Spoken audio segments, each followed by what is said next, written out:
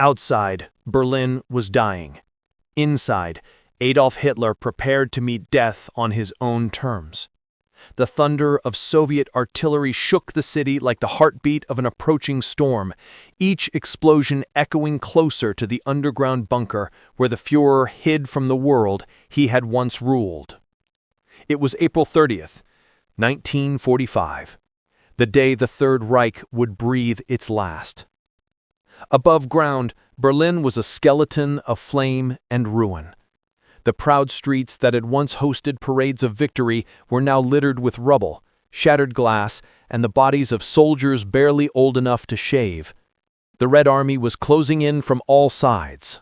The last defenders of the city, the fanatical remnants of the SS, the Hitler Youth, and desperate old men of the Volkssturm, fought not for victory, but for survival. Yet 20 feet below the ground, inside the Führer bunker, time seemed frozen.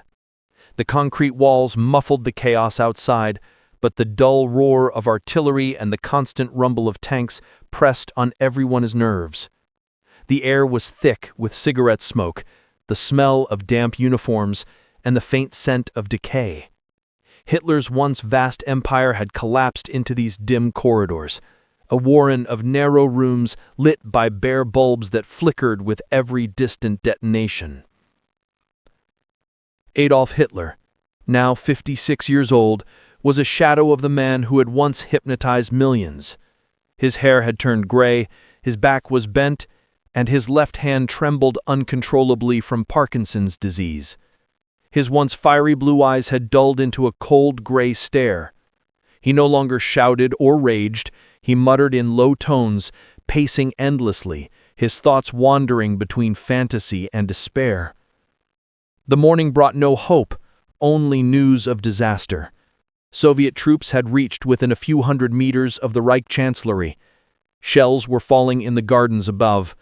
When Joseph Goebbels entered the map room, his voice was hoarse as he said, "Mein Führer, the Russians are less than a kilometer away." Hitler barely looked up from the table. "They will never take me alive," he whispered, as if speaking to himself. The bunker around him was filled with loyal remnants, Goebbels and his wife Magda, Martin Bormann, General Krebs, and a handful of secretaries and servants. The atmosphere was not one of command, but of mourning. Everyone knew the end was inevitable, only the manner of it remained uncertain. That morning, Hitler received grim news from Italy. Benito Mussolini, his ally and friend, had been captured and executed by partisans. His body had been strung upside down in Milan, jeered at by the crowd. The image haunted Hitler. "So ends my friend," he said softly. "I will not allow them to do the same to me." In another part of the bunker, Eva Braun moved quietly, her calm demeanor almost surreal amid the despair. She had refused every chance to escape, insisting that she would stay with him until the end. She had spent the morning arranging her hair and putting on a blue dress. To the secretaries she smiled as though the world outside were not burning. "I belong where he is," she had said earlier. That night, in a brief moment of strange calm, a wedding took place. While bombs pounded the earth above, Adolf Hitler and Eva Braun were married in a small room lit by a single bulb. Joseph Goebbels and Martin Bormann served as witnesses. The ceremony lasted only minutes. The bride wore black, the groom his worn gray uniform. When it was over, they drank champagne in silence. Hitler's smile was faint, almost human, as he raised his glass. "The war is lost," he said quietly, "but I shall never fall into the hands of the enemy." Hours later, in the early morning of April 30th, Hitler woke after a few hours of restless sleep.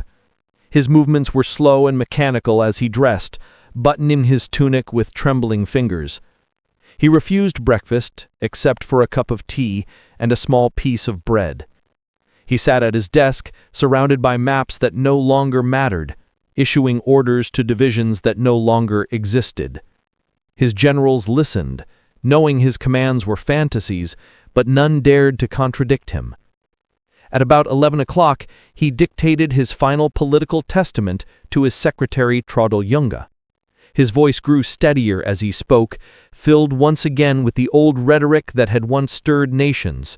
He blamed the Jews for the war, accused his generals of betrayal, and declared that Admiral Karl Donitz would be his successor.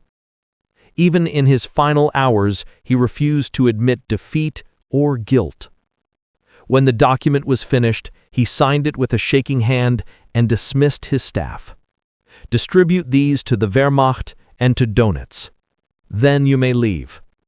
But few would ever leave that bunker alive.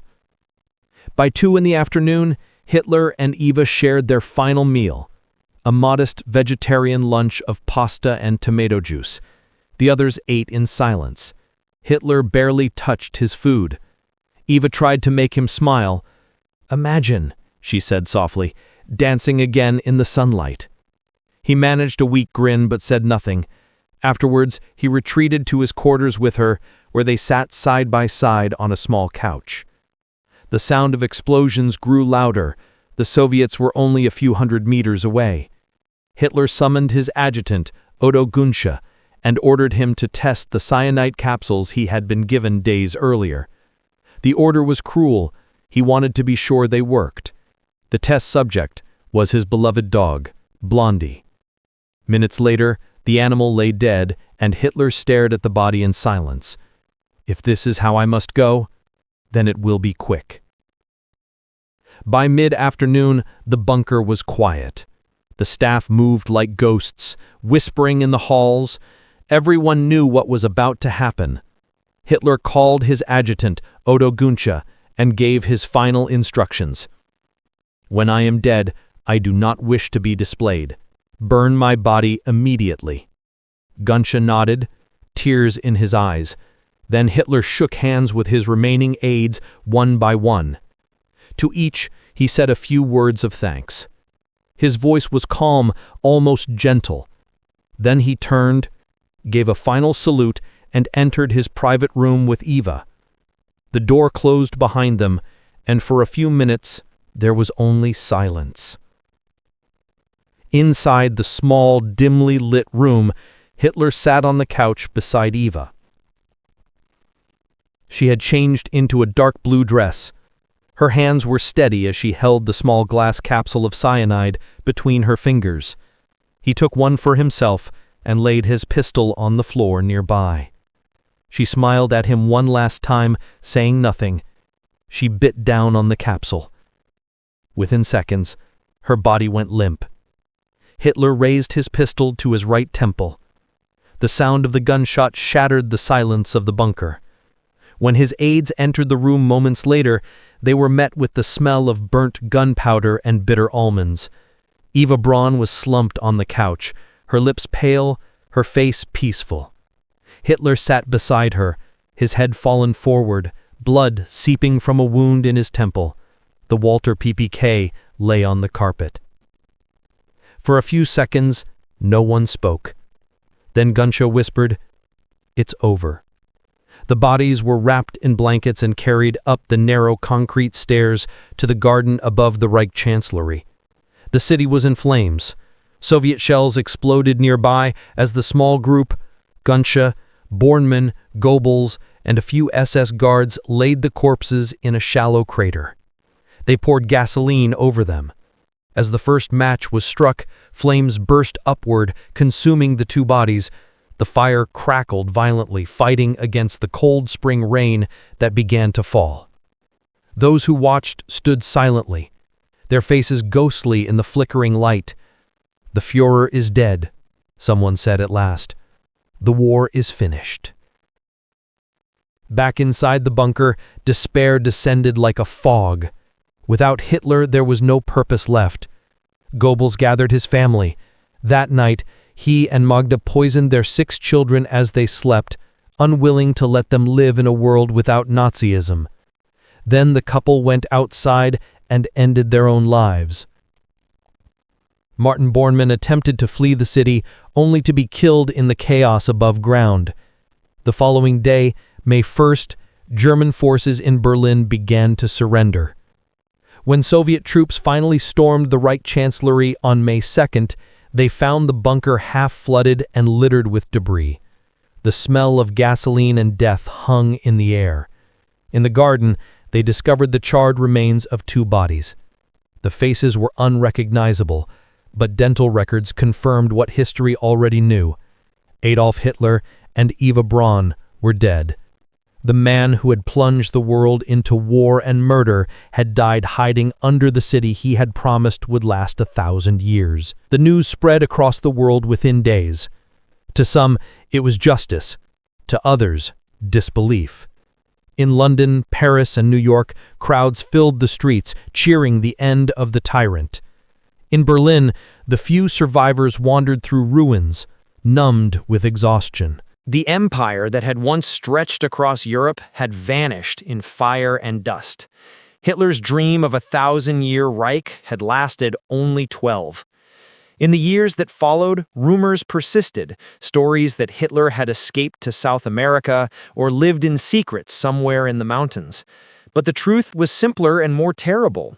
He had died in that bunker, by his own hand, while his empire collapsed above him. His death ended not only his rule, but the delusion that had consumed a nation. When historians and investigators pieced together the final hours, the portrait that emerged was not one of power, but of pathetic desperation. A man isolated from reality, surrounded by loyalists too afraid to contradict him, dying in fear of humiliation. Today, the place where he died is unmarked. The bunker was sealed and later demolished. In its place stands an ordinary parking lot in modern Berlin. Tourists walk past without realizing that beneath their feet once lay the center of the world's most destructive regime. There are no monuments, no plaques, no flowers, only silence. And that silence is fitting. It is not the silence of respect, but of warning. For the story of Adolf Hitler's last day is more than the end of a dictator. It is the echo of human madness, the proof that power built on hatred must eventually destroy itself. As Berlin burned and the world watched, Hitler's final act was not defiance, but escape. An escape from the judgment of the living, from the ruin he had caused, from the truth that his war had always been lost. The man who once promised glory died alone, beneath the ground, with only the sound of distant thunder to mark his passing. His body turned to ash, his empire to rubble, his name to infamy. And above the bunker, as the flames died down and the rain fell gently over the ruins, the guns of Berlin finally fell silent, closing the most terrible chapter in modern history.